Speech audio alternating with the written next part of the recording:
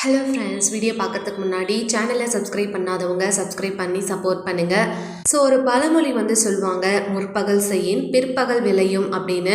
இது எந்த அளவுக்கு உண்மை அப்படின்னு தெரியல. ஆனால் ஒரு குழந்தைக்கு எதிராக இவ்வளோ பெரிய வன்முறை பண்ணிகிட்டு இருக்க இந்த ரவுடிங்கில் கூட போனால் போதுன்னு சொல்லிட்டு மன்னிச்சு விட்டுடலாம். ஏன்னா அதுதான் அவங்களோட தொழிலே அப்படின்றதுனால.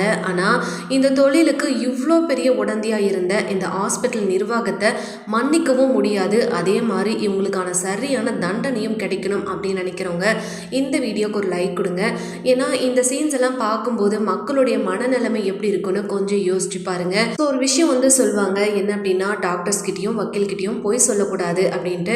ஸோ ஒரு கடவுளுக்கு நிகராக தான் இந்த தொழிலை மக்களோட மனசில் இருக்கு. ஸோ தங்களோட உயிரையே காப்பாற்றுற ஒரு கடவுளுக்கு நிகரான படைச்சவங்க இப்படி இவ்வளோ பெரிய வன்முறைக்கு உடந்தையாக இருக்காங்களே நினைக்கும் போதே மனசு எல்லாமே பார்த்துருது. ஸோ இந்த மாதிரி வன்முறை காட்சிகள் எல்லாம் கொஞ்சம் நிறுத்திட்டு ஸ்டோரியை பாசிட்டிவாக கொண்டு போனாங்கன்னா நல்லா இருக்கும். ஆனால் உண்மையிலுமே பார்த்தீங்கன்னா அந்த மகா சிஸ்டர் மனசார பாராட்டியே ஆகணுங்க. ஸோ தன்னோட உயிருக்கே ஆபத்து இருக்குது அந்த ஹாஸ்பிட்டல் மூலயமா தெரிஞ்சதுக்கு அப்புறமா கூட அந்த குழந்தைய எப்படியாவது காப்பாற்றிடணும் அப்படின்ற நோக்கத்தோட நம்ம மல்லிக்கிட்ட உங்களோட குழந்தை இங்கே தான் இருக்கா, கண்டிப்பாக தேடி பார்த்தா கிடைச்சிருவா அப்படின்ற ஒரு வார்த்தை சொல்லியிருந்தாங்க.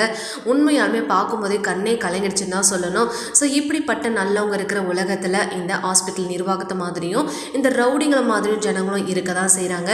ஸோ இப்போ அடுத்ததாக பார்த்தீங்கன்னா நம்ம மல்லி வெண்பாவை தேடி கண்டுபிடிச்சிட்டு தான் இந்த ஊரை விட்டு போவேன் அப்படின்னு சொல்லிட்டு ஒரு ரூமில் ஸ்டே பண்ணுறாங்க. கூடவுமே மகா சிஸ்டருமே இருக்காங்க. கண்டிப்பாக நம்ம வெண்பா ஏதோ ஒரு சோர்ஸ் மூலயமா நம்ம மல்லிக்கு தகவலை தெரிவிக்கிறதுக்கான வாய்ப்பு நிறையவே இருக்குது. ஏன்னா வேறு ஒரு இடத்துக்கு மாற்றிருக்காங்க அப்படின்றதுனால கண்டிப்பாக நம்ம வெண்பா குட்டி கெஸ் பண்ணியிருப்பாங்க. தன்னோட அப்பாவோ இல்லை அம்மாவோ தன்னை தேடி வந்திருக்காங்க, அதனால தான் தன்னை சேஞ்ச் பண்ணியிருக்காங்க வேறு ஒரு இடத்துக்கு அப்படின்றதுனால கண்டிப்பாக இந்த விஷயத்தை எப்படியாவது தன்னோட குடும்பத்துக்கு தெரியப்படுத்தணும் அப்படின்றது போராடிட்டு இருப்பாங்க. ஸோ வெயிட் பண்ணி பார்க்கலாம். வீடியோ பிடிச்சிருந்தா லைக் கொடுங்க.